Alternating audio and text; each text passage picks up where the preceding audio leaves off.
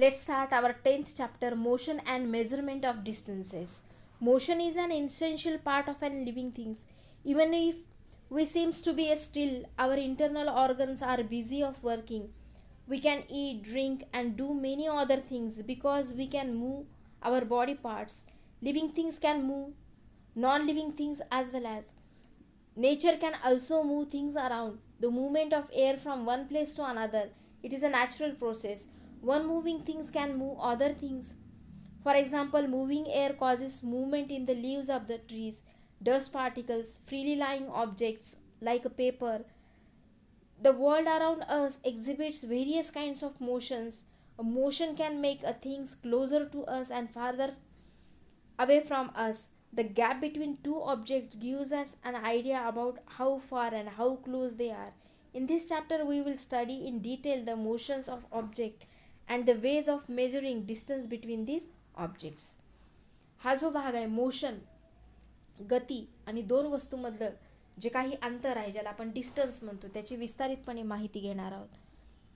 गती हा आपल्या जीवनाचा अविभाज्य भाग आहे. जो काही सजीव आहे त्याच्या जीवनाला गती असते किंवा एका ठिकाणाहून ते दुसऱ्या ठिकाणी जाऊ शकतो. आपण जरी एका ठिकाणी आपल्याला थांबल्यासारखं वाटतं पण तरीसुद्धा आपल्या शरीरामधले जे काही आतले जे अवयव आहेत, इंटरनल ऑर्गन्स म्हणजे हार्ट आहे, ब्लड आहे, लंग्स आहेत, हे सुद्धा जे सगळे ऑर्गन्स आहेत आपापलं कार्य करण्यामध्ये ते बिझी असतात किंवा गतिशील असतात. रोजच्या जीवनामध्ये आपले वेगवेगळे भाग आपण त्यांची हालचाल होते. आपण पाणी पितो, खातो, जेवतो, हालचाल करतो, एका ठिकाणाहून दुसऱ्या ठिकाणी जातो. त्याच पद्धतीने आपल्या सभोवताली असणारे असंख्य ज्या काही वस्तू आहेत, जे निर्जीव आहेत, त्यासुद्धा एका ठिकाणाहून दुसऱ्या ठिकाणी त्यांची हालचाल होत असते जरी त्या निर्जीव असल्या तरी. उदाहरणार्थ हवा एका ठिकाणी दुसऱ्या ठिकाणी जाते, ही नैसर्गिक घटना आहे. हवेच्या साह्याने अनेक गोष्टी एका ठिकाणाहून दुसऱ्या ठिकाणी हवेच्या हालचालीमुळे झाडांची पानं हलतात, धुळीचे कण एका ठिकाणाहून दुसऱ्या ठिकाणी जातात, पेपर उडतात. अशा पद्धतीने ह्या ज्या काही उदाहरणं आपल्याला दर्शवतात ही सगळी मोशन्स म्हणजे गतीची उदाहरणं आहेत. या गतीमुळेच एखादी वस्तू आपल्या जवळ आहे किंवा एखादी वस्तू आपल्यापासून दूर आहे, दोन्हीमधलं जे काही अंतर आहे त्याला आपण डिस्टन्स म्हणतो. हे याची सगळी माहिती ह्या दोन वस्तू म्हणजे किती, एखादी वस्तू आपल्याजवळ किती आहे आणि एखादी वस्तू आपल्यापासून किती अंतरावर आहे याची सगळी माहिती या विस्तारितपणे या भागामध्ये आपण घेणार आहोत. There is a story about the transport. In earlier times, people would walk from one place to another. They could carry goods like food items on their back. Human beings domesticated animals and used like cows, donkey, horses, bulls, buffaloes and elephants to carry loads. Later they began to ride on their backs and use them as a mode of transport. To travel through the water routes, human beings initially tied up logs of wood and floated them in the water. Then human beings gave a curved shape to the logs to make a boat of wood. Thereafter came to invention of the wheels. According to the archaeologists, the wheel was invented in around 8000 before Christ in Asia. The invention of the wheel completed changed the way of in which animals were used as a mode of transport. Human beings crafted a carts which was fitted with the wheel. The animals were then made to pull the carts. This made the lives of the people comfortable. In ancient India, Aryans also used chariots with spoked wheels. The design of the wheels improved with the time. We use rubber tires wheel. This added comfort and speeded up movement from one place to another place. In 19th century, the invention of the steam engine completely changed the way of the transport were used. In place of the animals engine working on the power steams produced by burning coals, we made to pull the cars and bogies fitted with the rubber tires and wheels. The invention of the steam engine helped in developing the mass transport system which can be used to carry a large number of people from one place to another place with a greater speed. Later Compact diesel-based automobile engine changed the modes of the transport into a big industry. Now we have scooters, bike, cars, buses, trains, and ship. Then came to a biggest invention in transport, the Wright brothers, who were bicycle makers, invented a flying machines. Later, their invention was developed into aeroplanes for a mass transport. Further technological development takes place, and not only aeroplanes but super fast trains, metro trains, monorail train, supersonic aeroplanes, spacecraft, rocket, these are invention takes place. Then came to the historic day. The American astronaut Neil Armstrong becomes the first man to set foot on the moon. Then thereafter, human beings started from inventions of the wheel has reached to the moon. Now human beings are trying to reach the other planets. In this direction, a spacecraft has already succeeded in sending a small wheeled vehicle to a surface of a Mars. It has collected sample of the soil.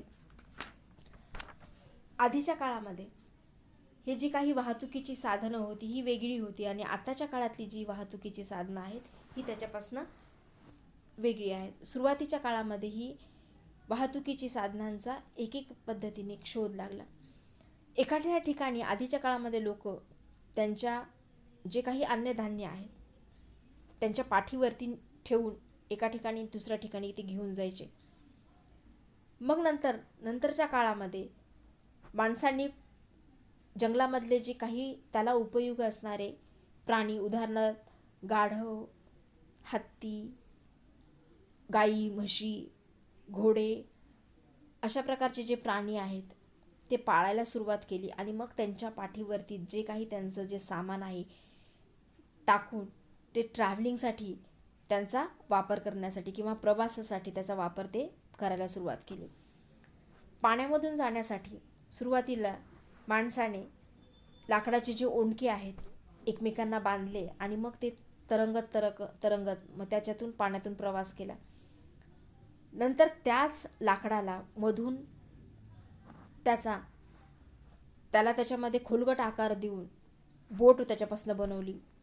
नंतरच्या काळामध्ये चाकाचा शोध लागला, आणि नंतर ह्या चाकाच्या शोध लागल्यानंतरच खरंच जी काही वाहतुकीच्या साधनांच्या मध्ये जास्त भर पडली. सुरुवातीचं जे चाक होती ही चाकं भरीव होती, आणि नंतर ह्या आऱ्याच्या चाकाचा शोध लागला.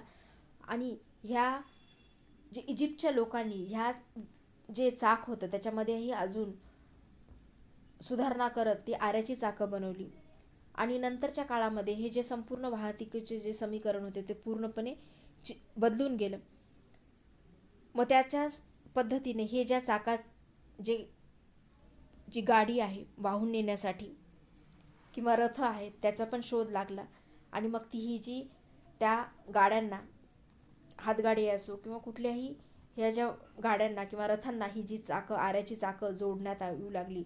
आणि मग नंतर याच्याद्वारे जे काही माणसाचं आयुष्य आहे जे अजून सुखकर झालं, आणि एका ठिकाणाहून त्याला वस्तू वाहून नेण्यासाठी किंवा प्रवास करणं हे त्याच्यासाठी सोपं झालं. सुरुवातीच्या काळात आर्य लोकसुद्धा रथांचा मोठ्या प्रमाणामध्ये वापर करत असत. त्याला ती घोडे लावून त्याचा युद्धामध्ये सुद्धा त्याचा वापर करत होतो. आणि आताच्या नंतरच्या काळामध्ये ह्याच चाकांना खाली टायर लावून आपण त्याचा वेगवेगळ्या स्कूटरमध्ये किंवा बसेसमध्ये त्याचा टायरचा वापर करतो. आणि जे काही आधीचा जो खडतर प्रवास होता तो आता प्रवास आरामदायक केलेला आहे. अशा पद्धतीने वेगवेगळ्या वाहतुकीच्या साधनांमध्ये, वाहनांच्या मध्ये टायर लावलेले जे चाकं आपण बघतो. हा जो काही संशोधन झालं, वाहतुकीचे जे साधनं त्याच्या माध्यमातून जगाच्या समोर आली. आणि मग नंतर ही जी ऑटोमोबाईल इंडस्ट्री अजून त्याच्यामध्ये मोठी झाली. स्कूटर, बाईक्स आणि कार, बसेस, ट्रेन्स आणि शिप्स अशी ही जी वाहतुकीची साधनं नंतरच्या काळामध्ये अस्तित्वात आली. आणि नंतरच्या काळामध्ये ज्या राईट बंधूंनी एक उडणारी मशीन बनवली. सुरुवातीच्या काळात यांचं जे काही सायकल रिपेअरिंग करण्याचा जो व्यवसाय होता, आणि त्यांनी सहजच हा जो एक उडणारी वस्तू तयार केली. आणि नंतरच त्यांच्याच या राईट बंधूंच्या संशोधनातूनच पुढे हे जे विमान आहे त्याच्यामध्ये बदल होत विविध जी आपण बघतो जी विमानं आहेत त्या विमानांचा शोध लागला. नील आर्मस्ट्रॉंग हा जो पहिला अमेरिकन व्यक्ती आहे ज्याने स्पेसक्राफ्टच्या साहाय्याने अवकाशयानाच्या साहाय्याने चंद्रावर पाऊल ठेवलं आणि त्याच नंतरच्या काळामध्ये दुसऱ्या ग्रहावरती काय आहे हे संशोधन करण्यासाठी किंवा तिथले जी माती आहे त्याचं संशोधन करण्यासाठी चाक असणारे जे यंत्र आहे मंगळावर मातीचे नमुने घेण्यासाठी सुद्धा त्या स्पेसक्राफ्टमधून अंतराळातून ते सोडण्यात आलं होतं. अशा पद्धतीने विविध प्रकारच्या ह्या ज्या साधनांचा जो उपयोग करण्यात आला होता. How wide the desk, we can measure the distance of the desk. There is a need to know the distances. It is important to know the distance between the various object or a place. It helps us to determining which mode of transport we should use to go from one place to another. If your school is nearby, you can walk to the school. However, to go from one city to another city, one must use the faster moving mode of transport, such as bus or train. To go within a city, scooters, cars, buses are preferred over trains.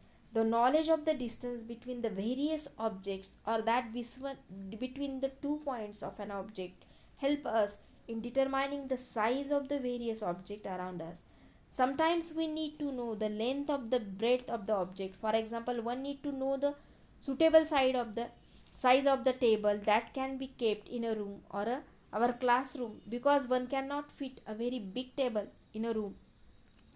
The knowledge of the distance between the various places help us to determining the time taken to travel these places. For example, if the distance between the city A and B and more than the distance between the C and D, then we will take more time to travel between the city. In our day-to-day life, there are many occasions one need to know the size of the somethings of that between 2 points.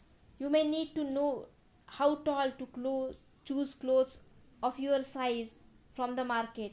One need to know the height of the bridges from the road to allow the traffic. One need to know the length and width of the doors or windows to determine the clothes required to make a curtain. Tailors need to know the length of the cloth given to them to make a shirt or a pant. Builders need to know the size of the land to develop the building on it.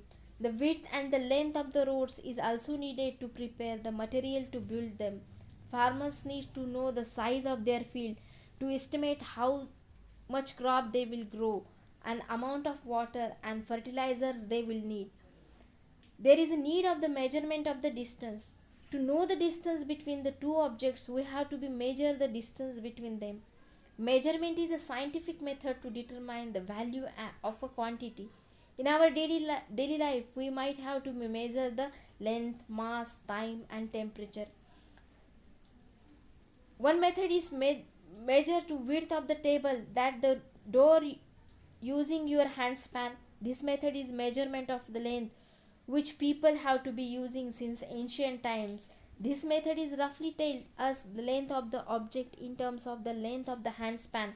We can use many other small things as well as to measurement of the length. We can also measure with the help of a small stick like a gilli danda, a hand span or a thread, or using a small stick or a span or a foot. All these objects which are used to measure the length of the table are much smaller than that of the table. Most of the times these measurements will not come to out the exact multiple of the length of these objects. Thus these types of measurement do not provide an accurate or correct estimate of the length of the table. One can use various other things or objects for the measurement of length or a distance. For example, the length of the football field or the street can be measured in terms of a footstep, arm's length, or some yardstick. Thus different body parts also can be used to measure the distance. Since the size of the footstep, hand span or arms, different peoples are different ones, will obtain the different result of when different people measure the same length. This is how in earlier times people used to know the size of the different things or a distance they have to be traveled. आता आपल्या रोजच्या दैनंदिन जीवनामध्ये आपण अनेक प्रकारच्या ज्या वस्तू मोजतो, तर आपल्याला दोन वस्तूमधलं अंतर माहिती असणं गरजेचं असतं. एखाद्या ठिकाणाहून दुसऱ्या ठिकाणी जायचं असेल, सपोज आपल्या घरापासून आपल्या शाळेचं किती अंतर आहे, एखादी शहरामधून दुसऱ्या शहरामध्ये जाण्यासाठी तिथे लागणारा जो कालावधी आहे किंवा तिथे जाण्यासाठी आपण कोणतं व्हेकल यूज करायचं. कमी अंतर असेल तर आपण वेगळं वाहतुकीचं साधन वापरू, किंवा दूर अंतर जायचं असेल तर वेगळं वाहतुकीचं साधन वापरू, किंवा दूरचा प्रवास असेल तर आपण तिथं ट्रेनचा वापर करू, किंवा अंतर कमी असेल तर सिटीमध्ये जायचं असेल तर स्कूटर, कार किंवा बस. फारच कमी अंतर असेल तर आपण पायीसुद्धा त्या ठिकाणी जाऊ शकतो. म्हणूनच दोन टोकामधलं जे काही अंतर आहे आपल्याला माहीत असणं गरजेचं आहे.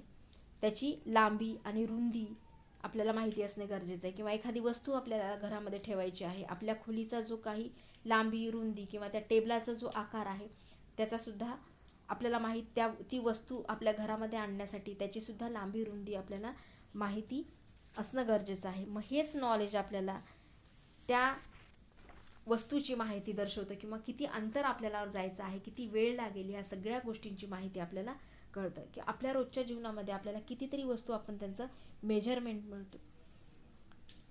आपल्या साईजचा जे काही कपडे आहेत मधून आणण्यासाठी आपल्याला लांबी, रुंदीचं ज्ञान असणं गरजेचं आहे. किंवा एखाद्या टेलरला स्टिचिंग करायची असेल तरीसुद्धा त्याला त्याची मापं माहिती असणं गरजेचं आहे. घरामध्ये जी पडदे लावली जातात खिडक्यांना आणि दरवाज्यांना, त्याचीसुद्धा लांबी, रुंदी माहिती असणं गरजेचं आहे. स्टिचिंग करण्यासाठी टेलरला ह्या लांबी, रुंदीची गरज असते. किंवा पॅन्ट शिवायची आहे किंवा शर्ट शिवायचं आहे, त्याच्यासाठी सुद्धा त्याला लांबी आणि रुंदीचं नॉलेज माहिती असणं गरजेचं आहे.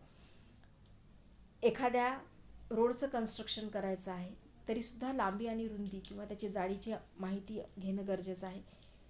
पिकाचं उत्पादन करण्यासाठी एखाद्या शेतकऱ्याला किती बियाणं लागेल याचीसुद्धा माहिती मिळवण्यासाठी त्या शेताची लांबी आणि रुंदी, त्याचं नॉलेजसुद्धा माहिती असणं गरजेचं आहे. अशा दैनंदिन जीवनामधल्या कित्येक गोष्टी आहेत ज्याच्यामध्ये आपल्याला अंतर किंवा डिस्टन्स मोजणं गरजेचं आहे.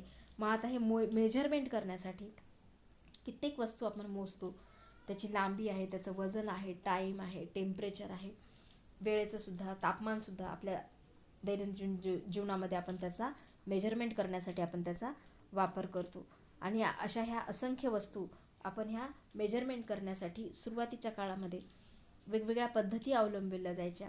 तर आता टेबल आहे, इथं टेबलाचं उदाहरण आहे. तर टेबलचं मेजरमेंट त्याचे सरळ भाग करण्यासाठी किंवा त्याचे मेजरमेंट करायचे आहे, त्या एका टेबलाचे 2 भाग करायचे आहेत, तर त्याच्यामध्ये विटीदांडूचा सुद्धा वापर करून त्याची आपण मोजू शकतो, किंवा दोरीच्या साहाय्याने सुद्धा त्याची लांबी मोजू शकतो.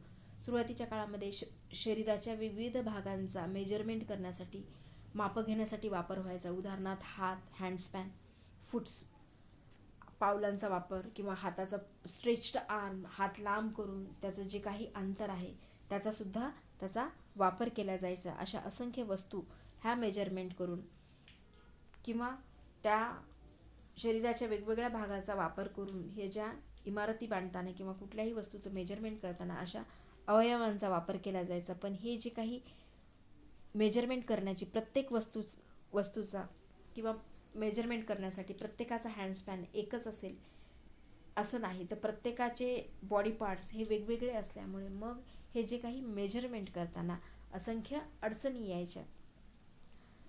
म्हणूनच आधीच्या काळामधल्या ह्या ज्या पद्धती आहेत ह्या कालबाह्य होऊन नंतरच्या काळामध्ये विविध मापनाच्या ज्या ह्या पद्धती अस्तित्वात आल्या.